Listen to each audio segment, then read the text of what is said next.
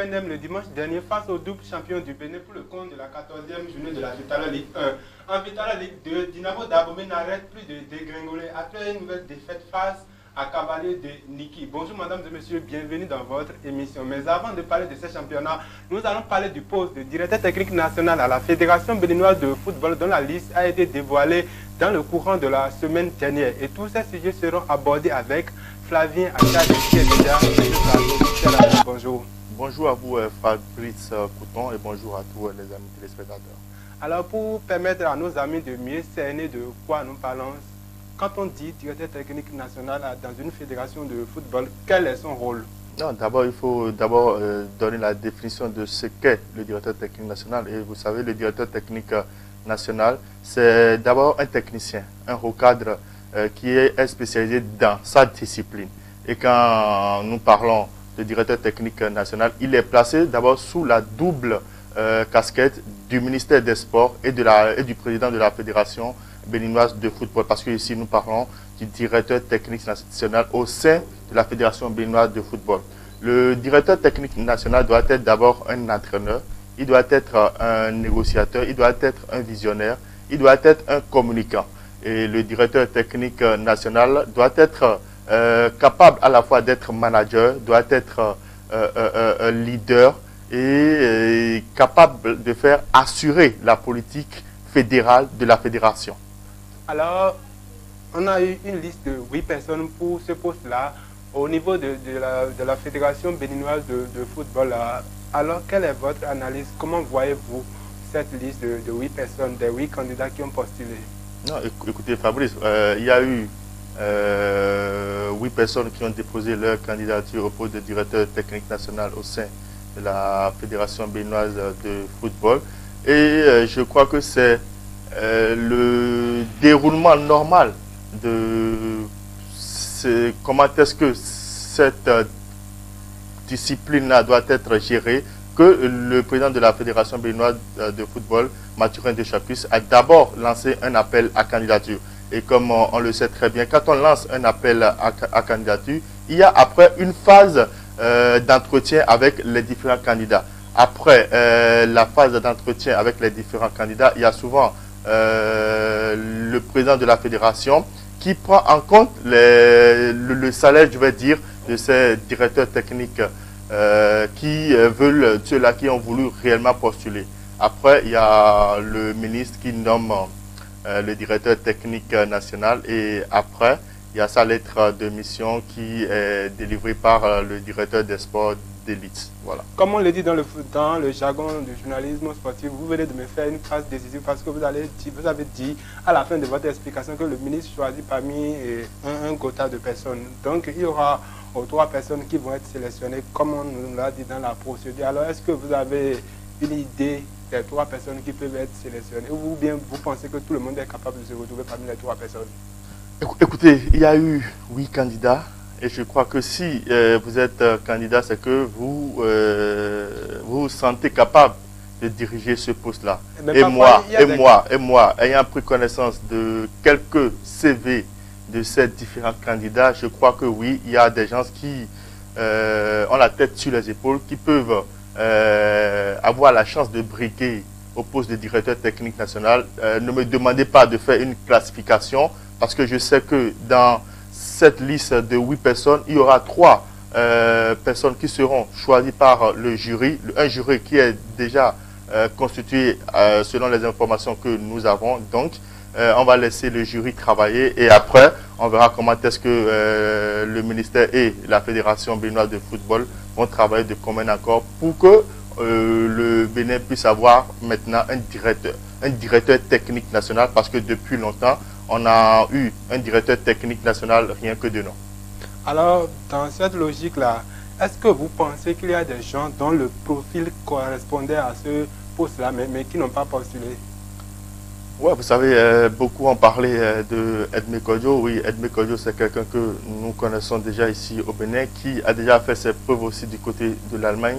C'est vrai qu'il ne se retrouve pas dans cette liste de 8 personnes qui ont déposé leur dossier. C'est quand même quelqu'un qui maîtrise un peu ce qu'on appelle la politique de développement du football, surtout quand on parle de politique de football à la base. Et je crois que Edmé Kodio, c'est vrai qu'il n'a pas déposé sa candidature, mais il a dit qu'il est disponible si le directeur technique national, qui sera nommé d'ici le 15 février, lui fait appel, il va répondre vraiment et l'aider dans cette tâche. On quitte maintenant le football dans les instances pour le football véritablement sur le terrain. Et dans ce cadre-là, on vous propose le résumé du match Aspac vs Jacques pour le compte de la 14e journée de la Vital'o Ligue 1.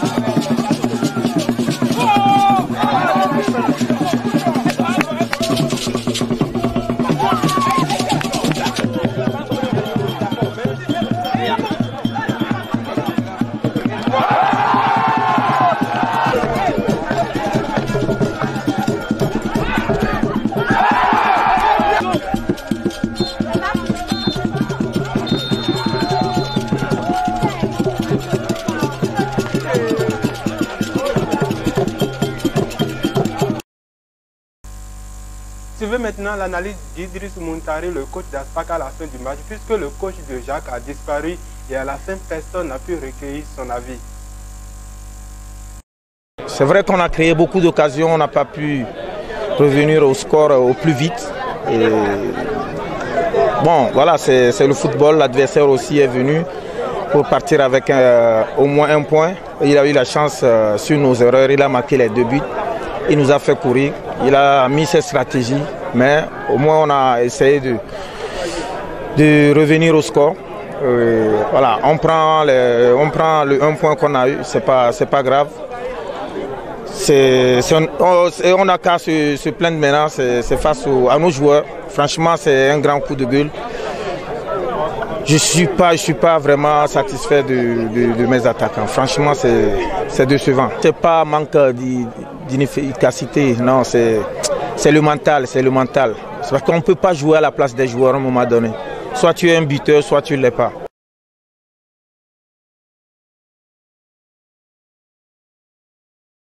Flavien Achade, quels sont les principaux enseignements que l'on peut tirer de la Vital'o Ligue 1 à l'issue de cette 14e journée?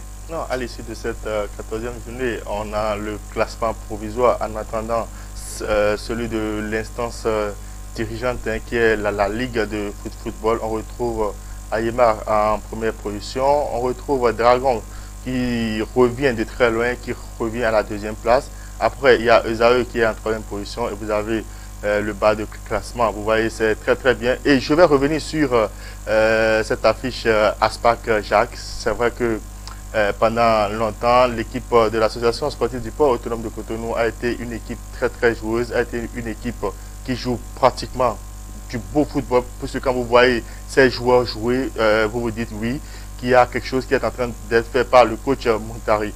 Et jouer face à Jacques, être mené d'abord par 2-0, revenir au score, ça veut dire qu'il y a quelque chose qui a été fait, mais il y a le coach qui déplore en quelque sorte le manque d'inattention de ces attaquants, et je crois que c'est ce problème-là qu'il faut que beaucoup d'entraîneurs ou bien beaucoup d'équipes puissent corriger à la fin de cette phase aller, parce que on voit que les attaquants béninois ne marquent pas assez de buts, et quand ce n'est pas les milieux de terrain qui arrivent peut-être à marquer, ce n'est pas bien. Il faut que les attaquants puissent vraiment commencer par travailler et on verra du beau football. C'est vrai que à la fin, ça a été un score de 2 buts partout. Les 2 coachs ont été déçus de la prestation des 2 équipes parce que eux, ils veulent avoir les 3 points pour histoire de revenir un peu dans le classement. Mais bon, ce n'est que partie remise. Ils auront encore la phase retour pour encore se retrouver Aspac et Jacques.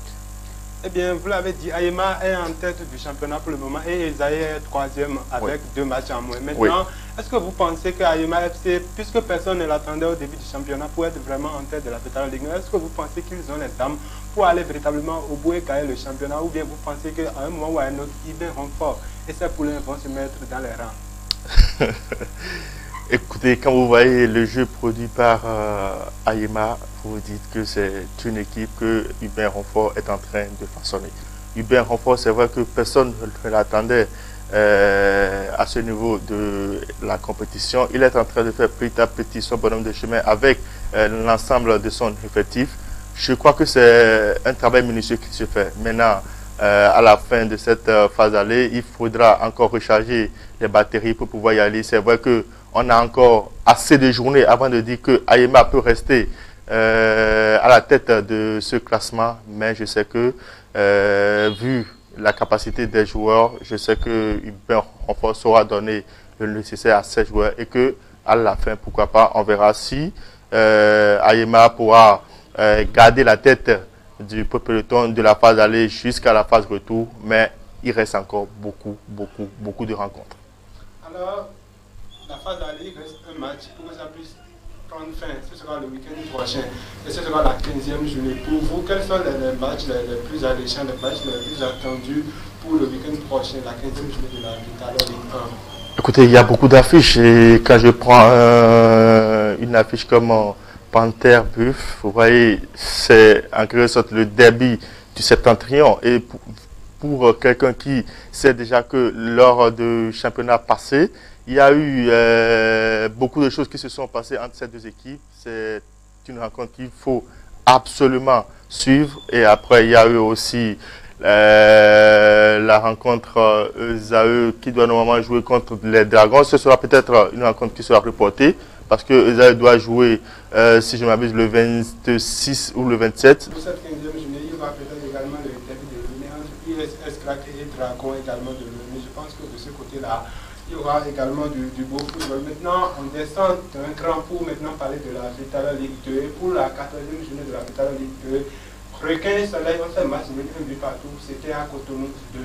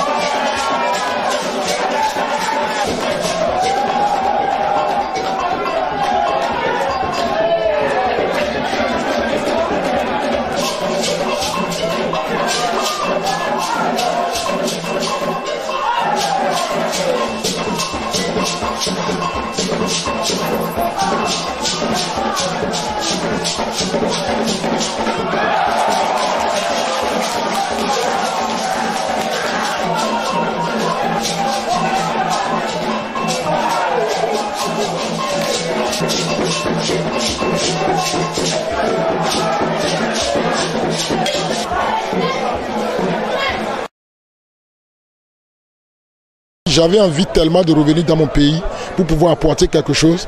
Et c'était mon premier offre. Et je me suis dit, je vais essayer de prendre ça pour pouvoir remonter. Ça rejoindre les 5 premières, les 3 premières places. Mais ils ont déjà mal, on a mal débuté parce que au niveau du recrutement, vous savez que le recrutement aujourd'hui c'est avec TMS au niveau de la FIFA CAF, donc c'est très difficile quand on ne fait pas le recrutement correctement pour pouvoir rattraper. Mais dans le Mercato, l'objectif des recrues de la TN c'est de monter en première division. Voilà. Dans le jeu, tout peut arriver. Donc on a essayé de faire le meilleur de nous-mêmes. Bon, c'est ce que Dieu a décidé qu'on puisse avoir les 1 point. Donc on va continuer à travailler pour pouvoir monter le niveau.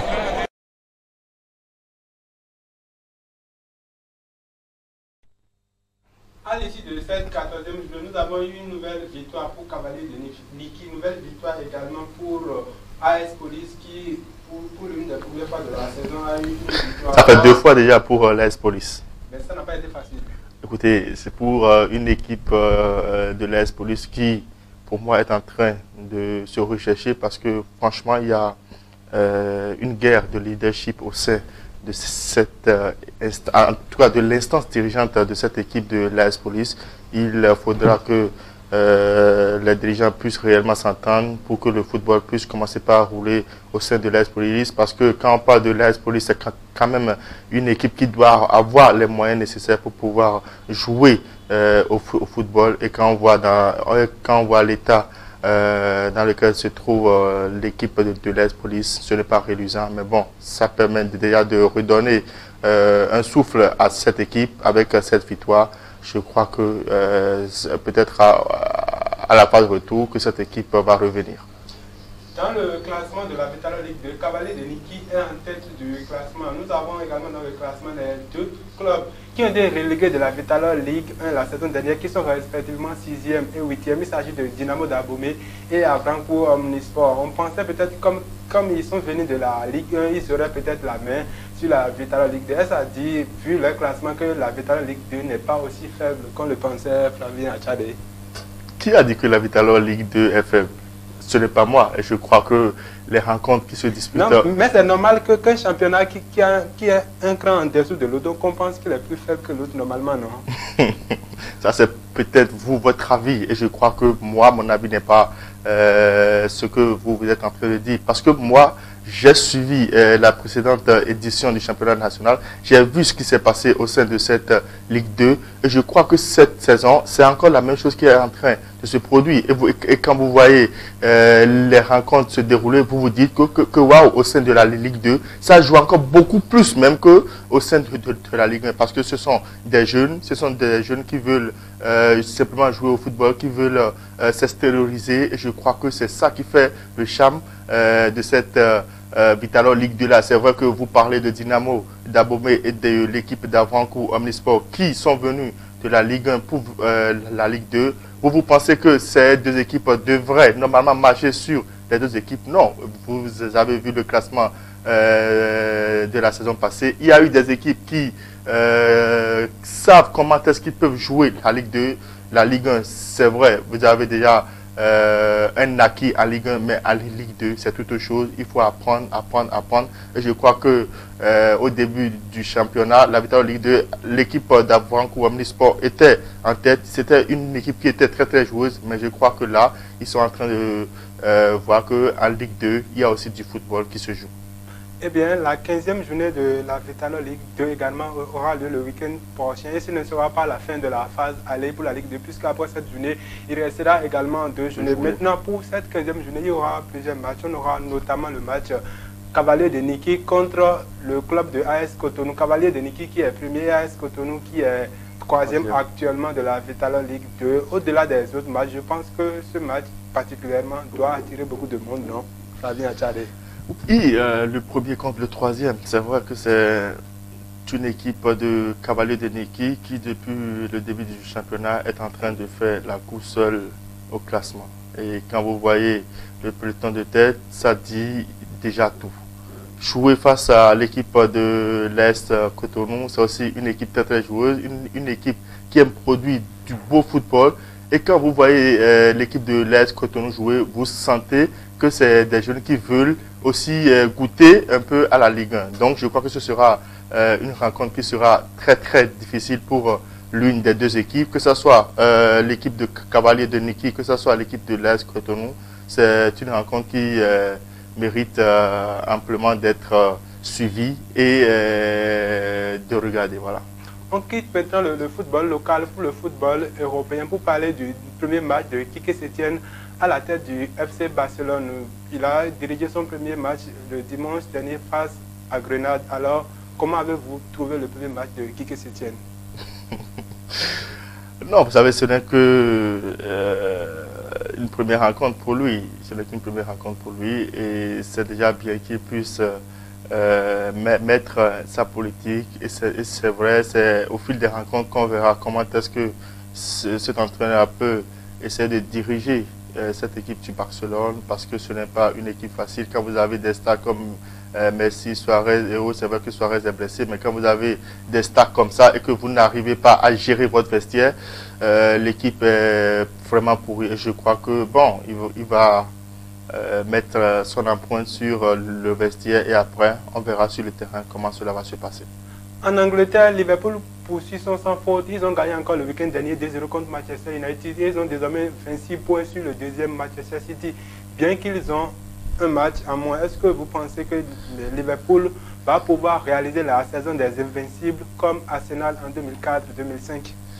Liverpool avec Mohamed Salah, ça continue toujours de jouer au compteur. Et quand vous voyez cette rencontre-là que Liverpool a livré face à Manchester United, vous vous dites que waouh, que quand vous voyez Liverpool, que c'est une équipe qui peut jouer comme ça du début jusqu'à la fin. Mais vous savez, ce n'est que la première ligue et avec beaucoup de résultats, avec beaucoup de rencontres, les joueurs peuvent arriver à s'émousser. Et je crois que si Liverpool continue sur cette lancée, ça peut peut-être arriver, mais je le dis et je dis encore que ça reste encore beaucoup de rencontres et peut-être qu'on aurait peut-être des surprises.